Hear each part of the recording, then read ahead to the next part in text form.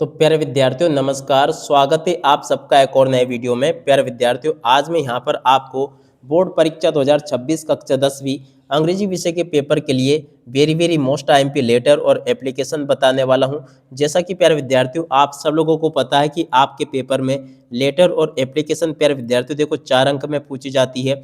आप लोग प्यारे विद्यार्थियों यहाँ से इस वीडियो को पूरा देख कर जाना, क्योंकि देखो अगर आपने इस वीडियो को पूरा देख लिया ना तो आपको लेटर और एप्लीकेशन प्यारे विद्यार्थियों बहुत अच्छी प्रकार से समझ में आ जाएगा। तो चलो अपन जल्दी से आगे बढ़ते हैं, समझते हैं कि आपके पेपर में लेटर और एप्लीकेशन प्यारे विद्यार्थियों देखो किस प्रकार से पूछे जाएंगे और कौन कौन से पूछे जाएंगे। देखो आप सब लोगों को मैं पेपर भी बता दूं कि आपके पेपर में परीक्षाओं में कहाँ पर पूछा जाता है, जिससे कि प्यारे विद्यार्थियों ये आपको अच्छे प्रकार से समझ में आ सके। तो देखिएगा प्यारे विद्यार्थियों आपके पेपर का जो प्रश्न नंबर 4 होता है ना, उसमें आपसे लेटर और एप्लीकेशन पूछे जाते हैं। तो आप लोग इसको देख लीजिएगा अच्छे से, ताकि आपको ये अच्छी प्रकार से समझ में आ सके। अब चलो मैं आपको लेटर और एप्लीकेशन बताता हूँ जो कि आपके पेपर के लिए निर्धारित है। आप लोग इसको देख लीजिएगा। देखो यहाँ पर लिखा है you are Naveen Sharma studying in government higher secondary school Rewa, है ना। Write an application to your principal for issuing your book from the book bank. देखिएगा प्यारे विद्यार्थियों आपको एक एप्लीकेशन लिखनी है। आपका नाम नवीन शर्मा है और आप government higher secondary school Rewa में पढ़ते हो, ठीक है ना। कि कौन सा स्कूल है आपका? Government higher secondary school Rewa. और आपका नाम क्या बताया गया है? नवीन शर्मा, ठीक है ना। तो अब आपको आपके नाम की जगह पर नवीन शर्मा लिखना है और स्कूल का नाम ये आपको लिखना है, ठीक है। और किस लिए एप्लीकेशन है? Write an application to your principal to issuing book bank. तो देखो प्यारे विद्यार्थियों बुक बैंक की एप्लीकेशन आपके पेपर में आएगी। इसको आप लोग प्यारे विद्यार्थियों बिल्कुल याद करके जाना, ठीक है। अब चलो मैं आपको बुक बैंक की एप्लीकेशन को बताता हूँ कि आपके पेपर में कैसे पूछी जाती है। तो देखिएगा प्यारे विद्यार्थियों ये रही आपकी एप्लीकेशन। क्या लिखा है इस प्रकार से? To the principal government higher secondary school, ठीक है। इस प्रकार से प्यारे विद्यार्थियों आपको यहाँ पर लिख देना है। यहाँ पर लिखा है रीवा, ठीक है ना। रीवा का स्कूल है तो रीवा लिखना। यहाँ पर सब्जेक्ट लिखेंगे application for issuing for books from the book bank, यानी कि आपके स्कूल में जो बुक बैंक है ना उसमें से आपको किताबें लेने के लिए एप्लीकेशन लिखवाई जा रही है, ठीक है। अब आगे आपको लिखना रेस्पेक्टेड सर, यानी कि आदरणीय sir, I am a student of class 10th of your esteemed school, यानी कि मैं कक्षा 10 का आपके स्कूल का छात्र हूँ, ठीक है ना। अब आगे लिखा है I belong at to poor family, और मैं एक गरीब परिवार से हूँ, ठीक है। और and can not afford buy book new books, और इसलिए मैं नई किताबें नहीं खरीद पाता हूँ। I request you to kindly issue me the required text book from the book bank for the current academic session, और इसलिए मैं आपसे प्रार्थना करता हूँ कि आप मेरे लिए इश्यू करें रिक्वायरमेंट, जो भी टेक्स्ट बुक मैं मांग रहा हूँ ना इसको आप बुक बैंक से मुझे उपलब्ध करवा दे इस साल की, ठीक है। अब आगे लिखा है I assure that I will take proper care, और मैं आपको विश्वास दिलाता हूँ कि इसका मैं ध्यान रखूँगा, और the book and return them in good condition after the season. और इसके बाद में देखो सत्र खत्म होने के बाद में मैं सारी बुक आपको उपलब्ध करवा दूंगा, आपको रिटर्न कर दूंगा बिल्कुल बहुत अच्छी कंडीशन में, ठीक है। प्यारे विद्यार्थियों देखो इस प्रकार से आपको पूरा का पूरा लिख कर आना होता है, जो कि मैंने आपको बता दिया। 100% इस बार आपके पेपर में बुक बैंक वाली एप्लीकेशन छपेगी, ठीक है। और उसके अलावा देखो प्यारे विद्यार्थियों अगर ये वाली नहीं आती है तो एक ये वाली एप्लीकेशन देख कर जाना। क्या लिखा है? You are Manthan Mahi study in government higher secondary school Bajrang Nagar Indore, write an application to your principal requesting him her issuing your school living certificate. देखिएगा प्यारे विद्यार्थियों एसएलसी की एप्लीकेशन यहाँ पर आपके पेपर में परीक्षाओं में आ गई है। तो चलो प्यारे विद्यार्थियों अब मैं आपको एसएलसी की एप्लीकेशन बता देता हूँ कि इसको कैसे लिखते हैं। देखिएगा ये इस प्रकार से आपके पेपर में पूछी जाएगी। ये स्कूल लिविंग सर्टिफिकेट की प्यारे विद्यार्थियों ये एप्लीकेशन है जो कि बिल्कुल आपके पेपर में परीक्षाओं में आएगी ये। तो चलो मैं आपको बताता हूँ, ठीक है। देखो इस प्रकार से प्यारे विद्यार्थियों आपको लिखना होगा to the principal government higher secondary school Bajrang Nagar Indore. इसके बाद में देखो यहाँ पर लिखना होगा application for school living certificate, यानी कि हम किस लिए एप्लीकेशन लिख रहे हैं? School leaving certificate.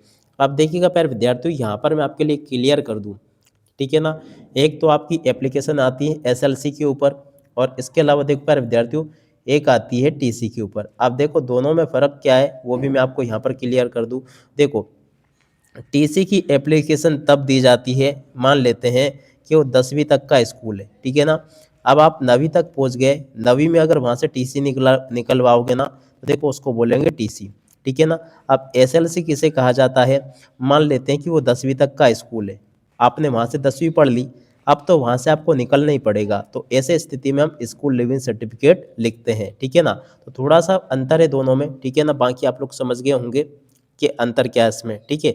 बाकी हम एक की जगह पर दूसरा भी अपन लिख सकते हैं, कैसे, देखो यहाँ पर लिखा है to the principal government higher secondary school Bajrang Nagar Indore, subject application for school living certificate, ठीक है। अब देखो प्यारे विद्यार्थियों, ये एप्लीकेशन आपको लिखकर कैसे आनी होती है, चलो मैं आपको बताता हूँ, ठीक है। देखो यहाँ पर थोड़ा सा आपको ये देखना होता है, जैसा कि मैंने आपको शुरू में बताया था, शुरू में मैंने आपको क्या बताया था, देखो टीसी की जो एप्लीकेशन होती है ना, वो तब लिखी जाती है कि यानी कि आप उस स्कूल में पढ़ सकते थे, मगर किसी कारण से आपको वो स्कूल छोड़ना पड़ रहा है, इस वजह से आपको टीसी की एप्लीकेशन लिखवाई जाती है। अब देखो एसएलसी की एप्लीकेशन कब लिखवाई जाती है, यानी कि आपने उस स्कूल की सारी कक्षाएं पढ़ ली है, अब उस स्कूल में आप पढ़ नहीं पाओगे, जैसे कोई 12वीं तक का स्कूल है तो आपने वहाँ से 12वीं पास कर ली, अब 12वीं के बाद तो आपको कॉलेज जाना पड़ेगा, स्कूल में तो पढ़ाई होगी नहीं, तो अब ऐसी स्थिति में आपको एसएलसी की एप्लीकेशन आपको लिखनी होती है और आपको वहाँ से एसएलसी निकलवा के कॉलेज में जमा करनी होती है, ठीक है ना। अब टीसी में क्या होता है कि आपको ट्रांसफ़र सर्टिफिकेट मिल जाता है, यानी कि आप उसी स्कूल में अभी पढ़ सकते थे, मगर आपको किसी कारण से स्कूल चेंज करना पड़ रहा है, ठीक है ना। सिर्फ इतना सा फ़र्क है एसएलसी और टीसी की एप्लीकेशन में। अब चलो मैं आपको बताता हूँ इसका इसमें लिख कर कैसे आना है। तो देखो प्यारे विद्यार्थियों, यहाँ पर इस प्रकार से आपको लिखना है, I have passed my class 10th examination in this year and now we take admission in another institute, और मैंने यहाँ से कक्षा 10वीं पास कर ली है, इसलिए मुझे यहाँ से अब दूसरे इंस्टीट्यूट में जाने के लिए ये चाहिए, क्या लिखा है, therefore I kindly request you to issue my school living certificate at the earliest, इसको इस प्रकार से आपको लिख देना है।